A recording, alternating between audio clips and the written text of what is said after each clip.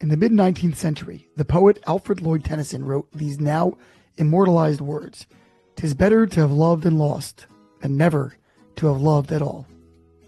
But is it? Have none of us ever experienced the searing pain of loss when a dear one has passed or exited our lives for one reason or another? Can the cost of love truly be worth it?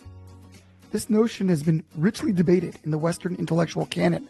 For example, while not addressing Tennyson's assertion, as he predated him, German philosopher Arthur Schopenhauer argued that the more we desire, the more we suffer. Avoiding attachment altogether could save one from unnecessary pain. Still, it would seem that most people intuitively assume that the trade-off in eventual discomfort is worthwhile for the benefits that deep connections confer. Perhaps this is simply human myopia.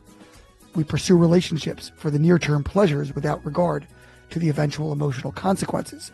But more likely, we recognize that the experience of living, of human being, involves both the sweetness of attachment and the bitterness of its inverse.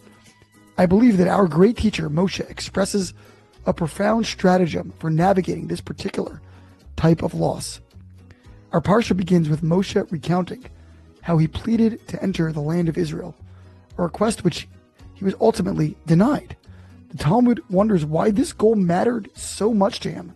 Did he simply want to enjoy sweet sabra fruits? The Talmud suggests that Moshe's true desire was related to the many additional mitzvot that one can observe only in Israel. In its casting, Moshe requests, "Let me enter the land so that these mitzvot will be performed through me."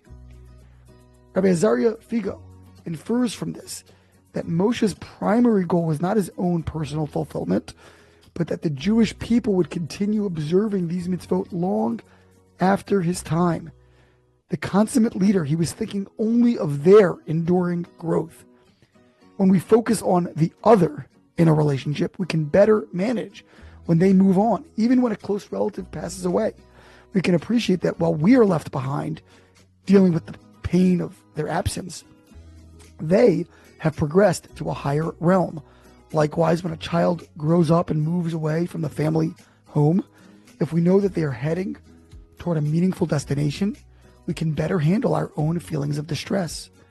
We always read this Parsha on the Shabbat immediately following Tisha B'Av, known as Shabbat Nachamu, the Sabbath of comfort. After intensely mourning the destruction of the holy temples, we find a measure of consolation. But how can we feel comforted?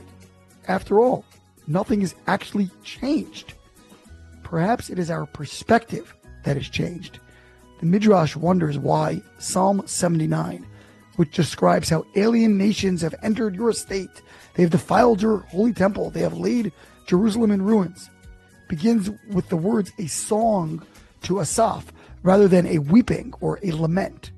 The psalmist responds, "I am singing because God vented his wrath upon wood and stone and not upon Israel." In other words, while our temple is laid in ruins, the Jewish people marches on. We have regrouped again and again and continue our relationship with the Almighty, albeit in adaptive ways, as we await the eventual rebuilding of Zion. This itself brings consolation. Here again, we transition from our own sense of loss to focus on the other, the entire body of Israel, moving forward in a relationship with God. So yes, it certainly is better to have loved and lost than never to have loved at all.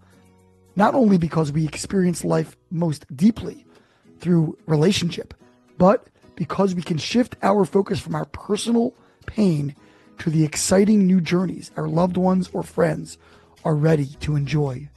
Shabbat Shalom.